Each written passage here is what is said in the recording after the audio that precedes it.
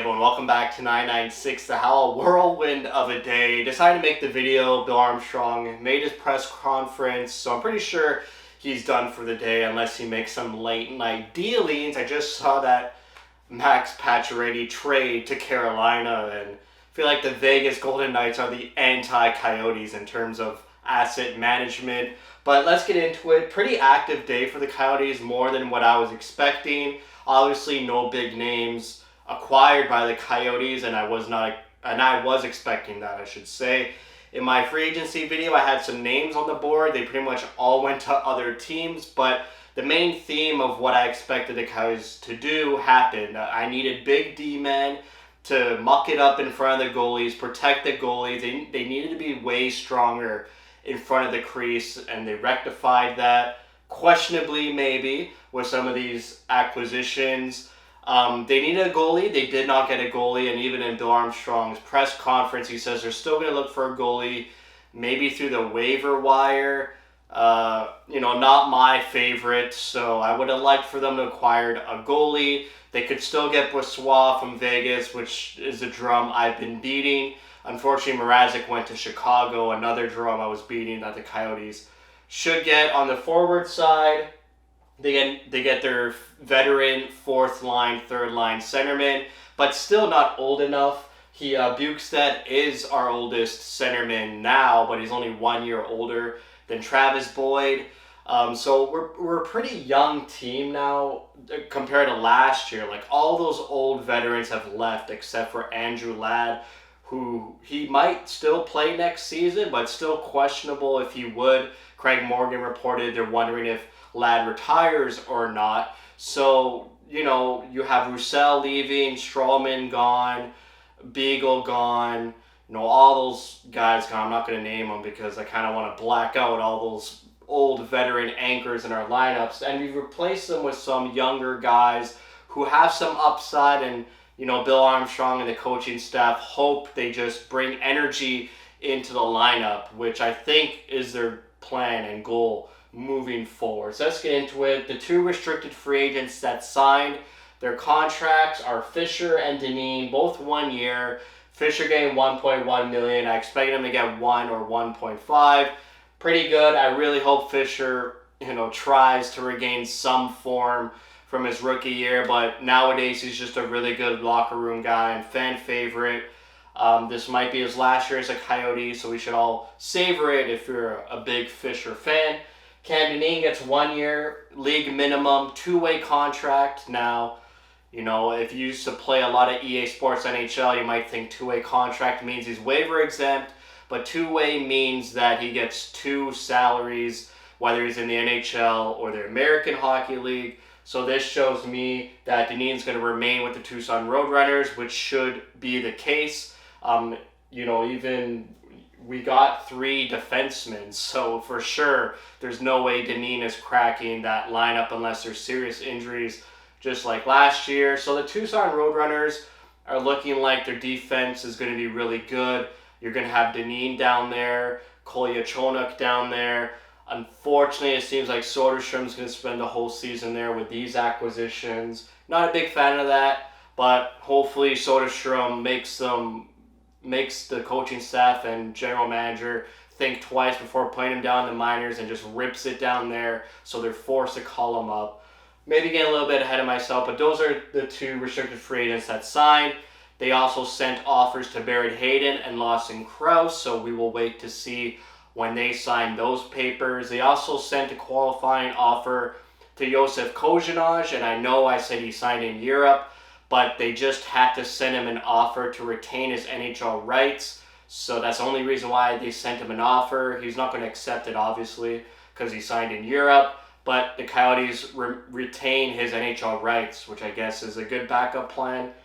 For free agents, again, Nick Bukestad, like I mentioned before, 1 year, $900,000, fourth, third line centerman.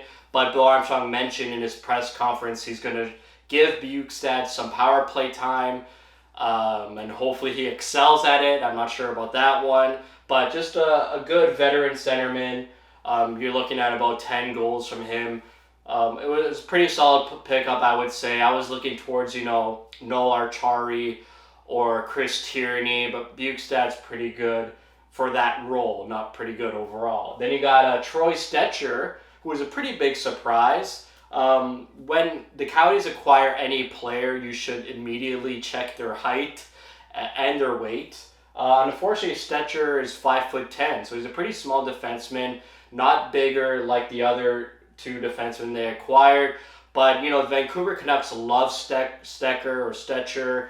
They were pretty upset when he went to Detroit. And, any player Steve Yzerman picks up, Steve Yzerman's a bit of a genius, my favorite player growing up. So if he's got his eyes on a player, they acquired Stecher and then flipped him at the deadline to the LA Kings last trade deadline. So, Bill Armstrong said that he's going to replace Anton Strawman on the back end, be their 5th or 6th D-man. He's got some upside to him.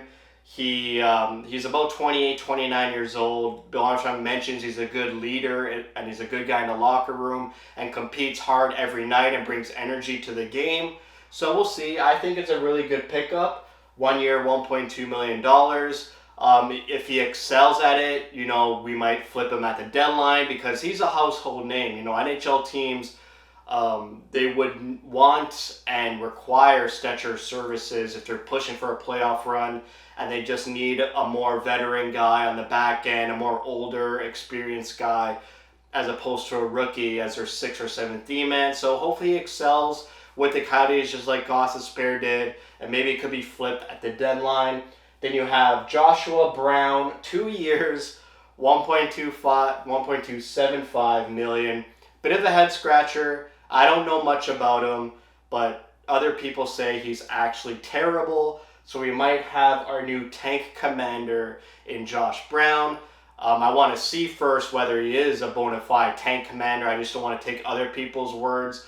But, if an Ottawa Senator fan is saying he's straight, just really bad, I might take their word for it for a little bit. But yeah, 2 years, 1.275 seems a bit rich to me. He's a huge guy. He's a monster. He's a big boy.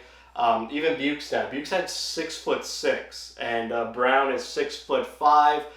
Bill Armstrong says he's just an absolute bulldozer on the ice, just looking for hits whenever he can. So it beefs up our back end just like I wanted. Tougher, bigger, more intimidating, more competitive. Maybe makes those practices a bit more energized and competitive. And, players don't take those practices too lightly.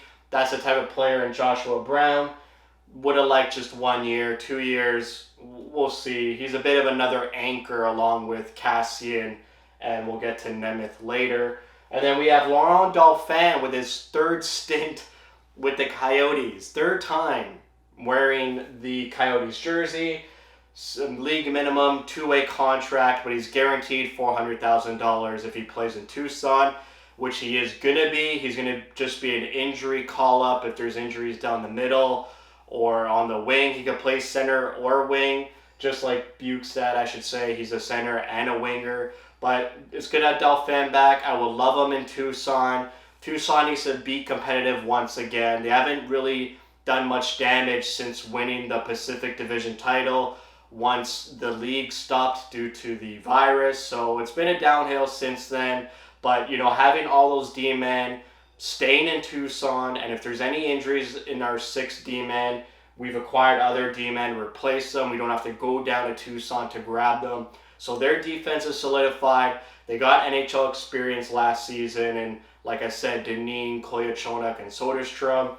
Now you have Dauphin there, who will probably be your number 1 centerman. A couple of young guys like Ben McCartney. Maybe Michelli and Yannick start with the Roadrunners, or maybe they start with the Coyotes. We'll see what happens. And maybe some draft picks make the jump to American Hockey League. This year I really want Tucson to make a push for top 2, top 3 in their division. And then finally a trade, a classic, a cap dump for the Coyotes. It's pretty funny seeing how teams like the Rangers and Oilers are so happy to get rid of $2.5 million off their cap. That's how tight they are. But for the Coyotes, $2.5 million, pretty much nothing towards their cap. 2 years. They also get 2 second-round picks, a 2025 second round pick and a 2026 second round pick. They could decide to take a 2024 third, just like that Nick Ritchie trade. But like that Nick Ritchie trade, Bill Armstrong decided to go with the further out second round pick. So I expect Bill Armstrong to once again choose that farther out second round pick option.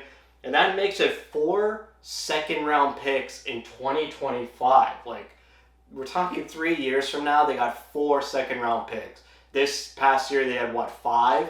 So they're keeping the pipeline filled while also getting younger, while also getting high draft picks in Gunther, Geeky, and Cooley, and Lamoureux, however you want to pronounce it. So they're doing a lot of things at the same time. Getting younger, getting high draft picks, while also accumulating draft picks for the future, so that when they do start to become competitive, I hope, by 2025, they have all these draft picks still in their back pocket to use it to draft more players or package them off and acquire a higher number 1 draft pick or acquire a player in a trade. So it's good to have those options and flexibility.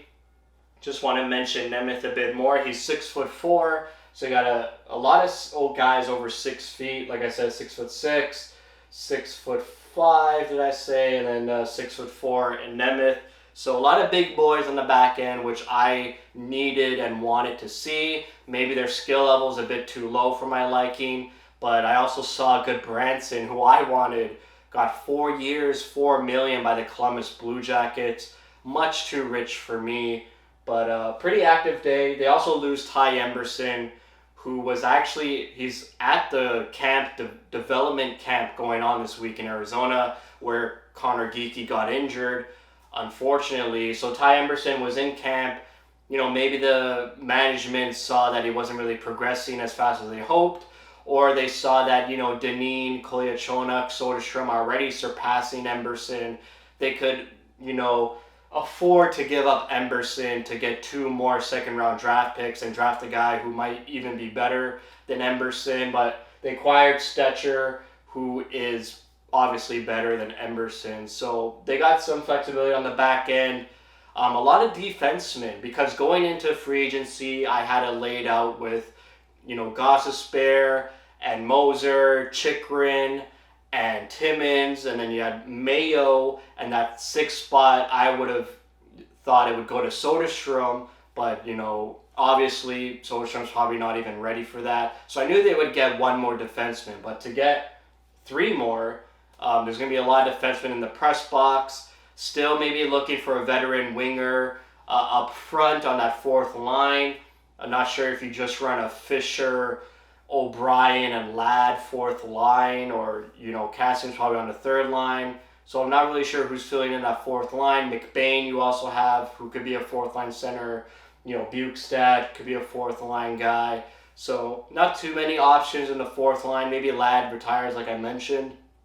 But just, you know, a pretty active day for the Coyotes. Not too exciting compared to other teams, but, you know, they did get more draft picks. It's always, you know, fun and exciting to get new players on your team and on your roster, see how they develop, see what they say about the Coyotes. I know Troy Stecher, the Vancouver Canucks were in on Stecher to return him back to Vancouver, but he chose to go to Arizona. So that's good news. You know, considering their situation with the new arena in Tempe, you know, the fact they were even able to get some of these free agents speaks volumes to me. I know they're not big names, but the fact that people are interested in coming back in Dauphin or just experiencing Arizona, they chose Arizona, so that's pretty good.